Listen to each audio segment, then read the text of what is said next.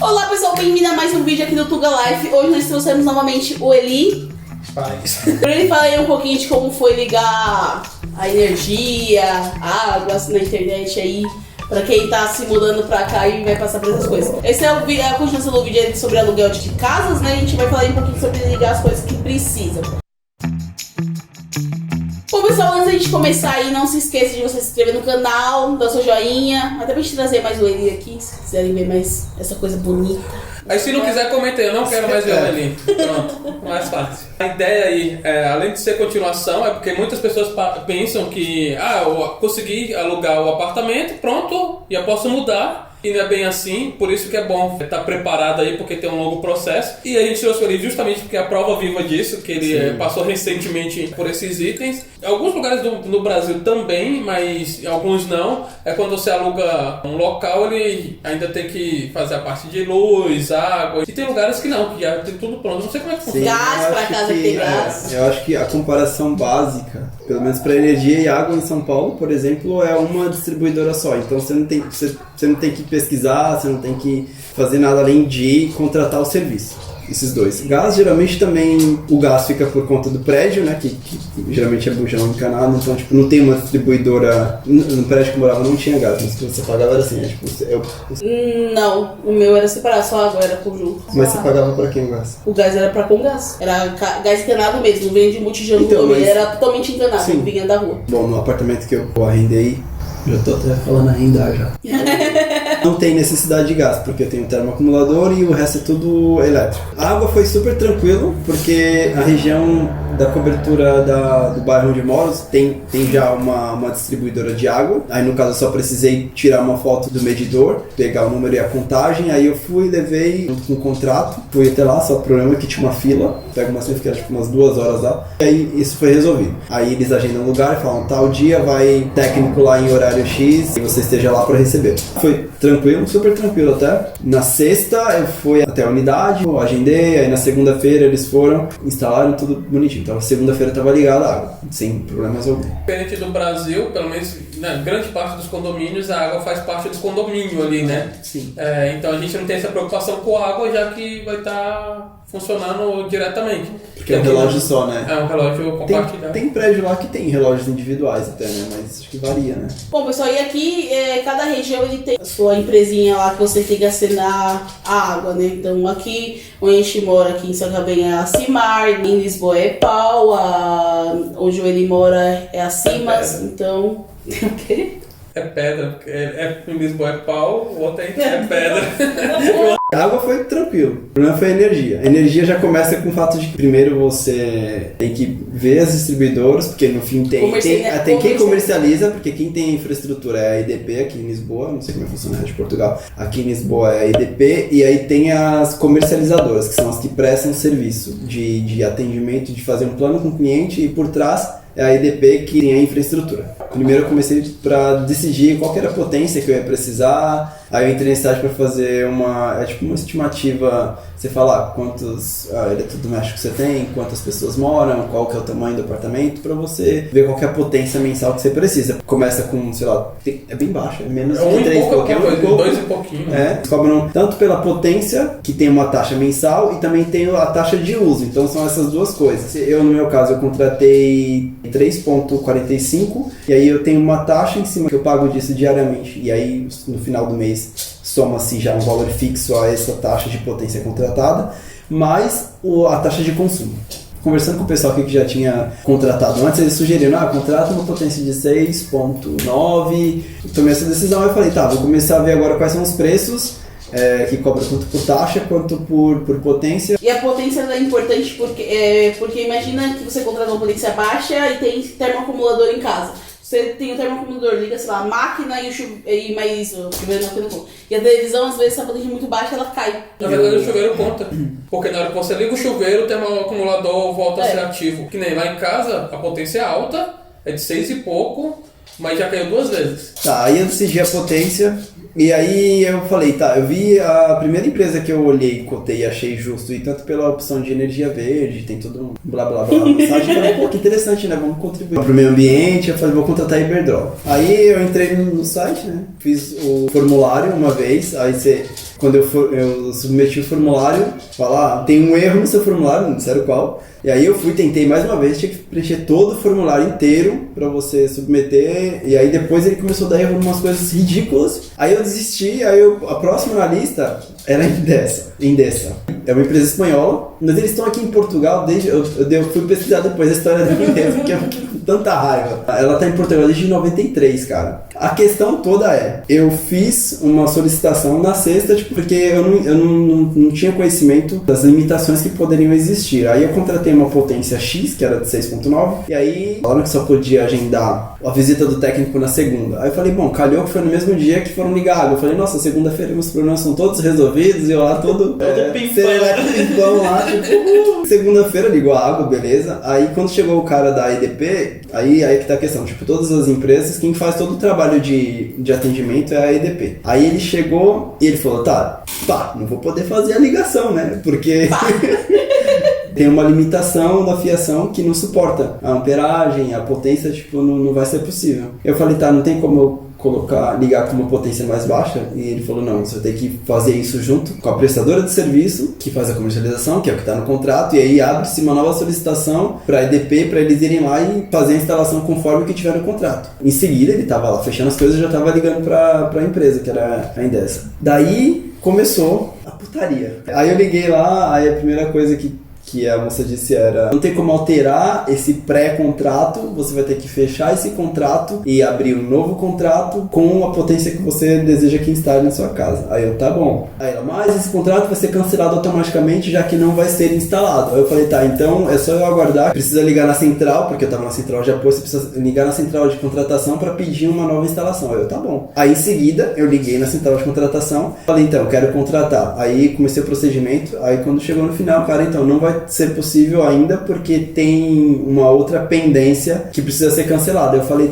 mas de quem que é esse papel de cancelar o anterior? Porque é a mesma empresa ainda. Aí ele, não, mas você precisa pedir explicitamente ou esperar. Eu falei, vou fazer o seguinte, eu não quero mais, por essa confusão inteira, não quero mais o serviço da Endesa, tá horrível já. Aí eu liguei na Galp em seguida. Fiz todo o procedimento, solicitei, blá blá blá. Aí eu recebi todos os e-mails com a documentação, que lá no meio do e-mail tinha um asterisco falando, você tem que assinar esses documentos e enviar por e-mail. Até que a Bia que me falou disso depois. Passou mais um dia, aí quarta, porque eu tinha me enviado os documentos na terça-noite, na quarta passou, falei, vou dar um tempinho, porque eu ramelei. Daí na quinta, demorou, não recebi nenhum retorno da Galp, eu resolvi ligar lá. Aí a atendente disse, tem uma pendência da instalação com uma outra comercializadora. Enquanto não tiver resolvido isso, você não vai conseguir dar seguimento nesse contrato. Aí eu, tá bom. Liguei na central da Endesa. E para minha surpresa, o meu contrato não tinha sido cancelado. O problema maior, inicial, foi a falta de padronização na informação dos atendentes. Aí eu falei, eu quero cancelar. Ela, eu vou submeter a sua solicitação e aí vai porque assim, eles submetem a solicitação e aí vai pro back-office pra eles darem procedimento, né? Você falou, isso aí demora entre hoje e final do dia e amanhã, tá cancelado, você consegue dar seguimento no procedimento lá com outra empresa. Tá bom, vou aguardar. E isso eu já tinha ficado, um fim de semana sem energia. Eu tinha alugado no começo do mês, já tava com as chaves, já tava praticamente com um apartamento já disponível para morar. E aí o que é pior, né? Porque assim, para cancelar eles não cancelavam, mas ficavam agendando visita. Aí nesse dia, teve, na quinta que eu cancelei, aí porque eu tinha contratado com a Galp, aí eu recebi uma notificação falando, amanhã tem uma ligação. Eu falei, nossa, acho que já deu certo o cancelamento, esse é a ligação da Galp. Fui lá aguardar, e aí quando chegou o cara pra tentar ligar de novo com a potência errada, aí eu falei, mas o que aconteceu? Aí ele, não, isso aqui é da Endesa ainda. Eu falei, não é possível, porque eu já pedi pra cancelar, eu não tenho nada com eles. Cancelar, não cancela, mas ficaram marcando instalação. Eu não entendi porque marcaram ainda a instalação e com a mesma potência que já não Exato, só pra você ver. E aí essa não foi a última, porque aí depois da sexta, que eu fui perdi o dia, à tarde eu recebi um outro SMS falando, dia 13 vai ter uma visita. Eu falei, caralho, vocês estão de zoeira com a minha cara, né? Estranho porque assim, eles não têm um processo pra falar. No sistema interno deles, eles não têm uma espécie de, um SLA falando que você tem X dias pra ser atendido. Não, porque pra todo atendente que eu ligava, eu falava, tá, quando é que vai ser resolvido? A pessoa, não sei. Não tem, simplesmente não tem, e ninguém te dá essa informação. Eu falei, tá, mas quem que é o setor responsável? Ah, o setor de cancelamento. Você tem acesso a esse setor? Você tem uma forma de me direcionar pra eles? Não tenho. Eu falei, quem tem? Ai, não sei. Então quer dizer que eu tenho que aguardar a boa vontade de vocês de atender uma coisa. Eu tava sendo maior prejudicado, enfim. Aí eu abri uma reclamação no livro de reclamações. Os atendentes vocês falavam, mas isso não era pra ter demorado tanto. Eu falei, você jura? Daí, quando eu liguei lá no dia seguinte, a mulher já tinha, 2 números, falando, eu vi aqui que do seu atendimento tem um número que você abriu hoje, mais essa outra solicitação de cancelamento. Eu já entrei em contato com o departamento, que eu falei, porra, por que ela entrou em contato agora, sendo que eu perguntei semana passada se alguém podia ter entrado em contato pra acelerar o processo, porque era uma coisa tão idiota de fazer. E eu falei, que fila é essa de cancelamento? Vocês não podem dar vazão numa coisa dessa, sabe? Era uma coisa tão ridícula. Tá tão grande a fila de cancelamento assim, gente? Deve estar. Daí, finalmente, na quinta-feira, consegui tirar isso da frente, porém, eu liguei na IDP já pra tentar acelerar, e eles falaram que não consigo mais pra essa semana, só conseguia na semana seguinte, que era do dia 20. Ou seja, eu aluguei o apartamento no dia 1º de maio, e aí eu fiquei todos esses 20 dias sem poder mudar, porque assim, eu tinha água, eu arrumei tudo, tinha chegado as coisas, porém não tinha energia. E aí, cara, foi um pé no saco. A dica é, meça suas comercializadoras, parça. Fuja da Endesa, sério. Uma das coisas que eu evito fazer ao máximo aqui, e é sério, alguns, mas dá certo, mas não faço. Nada online, cara, não faço. A vantagem da água, porque você vai presencial, não tem desculpa, você tá lá. Dá mais trabalho em presencial? Dá, mas, cara, é isso que eu tenho, tá aqui, tá pronto. Tentei fazer a minha de luz online, foi a mesma coisa, eu recebi um e-mail falando que recebi sua solicitação, e nunca mais. Nunca mais. E foi da própria EDP, nunca mais deu nada. Aí eu peguei, liguei e falei, eu fiz um pedido. Ele falou, não, fez não. Eu fiz um pedido, não, aqui não consta nada. Falei, então agora tem como a gente fazer? Agora tem. E aí resolveu por telefone, porque não tem presencial. Eu acho que nem tem presencial. Acho que tem na loja do cidadão, acho que tem. Então, é a melhor coisa que tem. Se puder fazer isso, se você tiver um tempinho, vai lá na hora, conversa na hora, tenta resolver. Talvez eles te dêem um comprovante, alguma coisa. Porque, cara, é sério. E é isso em tudo. Tive problema com AT, qualquer coisa que você tenta fazer online, eles não respondem, cara. Ou quando respondem, não tem um procedimento padrão. Parece um tiozão falando, né? Não confia na internet, o cara que trabalha com TI não confia na internet. Mas a energia, nossa, deu um trampo, uma treta desgraçada aí. Sem energia, tu não pode nem contratar a internet. Não, então, e ainda bem, porque assim, eu lembro que na semana anterior eu tava pensando, eu já vou contratar a internet, sabia? Não, espera chegar a energia, que eles precisam ir pra testar. E de fato, se eu tivesse contratado, eu ia ter, eu teria desmarcado, ter que ficar remarcando forever. E a internet foi super tranquila. Eu tentei pegar os combos, mas aqui, todo lugar eles tentam empurrar uns combos de coisas que eu pelo menos não uso. Eu não assisto TV. Eu tava tentando colocar... Sabe o que é legal? Sabe o que tá engraçado? Eu gosto de ser interrompido. Não, escuta. Ele tava olhando lá, eu falei assim, quanto essa internet? 200 por 100, né? Mas o salgado o do Denis era 200 por 100, mudou pra 1 GB, o salgado é 1 GB. Ele, não, acho que 200 é mais que eu preciso, porque no Brasil eu usava 30 e poucos, era isso? Era 60. Era 60 e não sei o que lá, blá blá. Quanto você contratou ele? 1 GB. Não, eu peguei a 400. Não, acho que 100 é mais que o suficiente pra mim. Eu falei, a diferença era baixa. Não muda, mas foi por isso que as pessoas assinaram de 1 GB, porque a diferença é 10 euros, eu vou assinar de 1 GB. Acho que das empresas de telefonia, assim, eu nem pesquisei tanto. Tem as 3 principais, que é a NOS, a Mel e a Vodafone. Acho que abaixo delas tem outras empresas, mas que todas usam a infraestrutura dessas 3. Até pesquisei, tem um monte de pacote voltado para a juventude, das redes sociais e blá blá blá. O que eu precisava era basicamente internet. Eu tava tentando fazer um pacote, a Mel tem isso, um pacote custom de voz para telemóvel e internet e voz fixa, porque você, querendo ou não tem só internet, você pega voz e net, que foi o que eu peguei pra Vodafone. Daí eu fui na Mel, porque eu vi um pacote que era até 500 pra internet, tudo ia ficar tipo 49 euros por mês. Aí quando eu fui lá pra contratar e tudo, a disponibilidade de instalação no meu prédio não tinha pra Mel. Aí Caramba, pra Mel?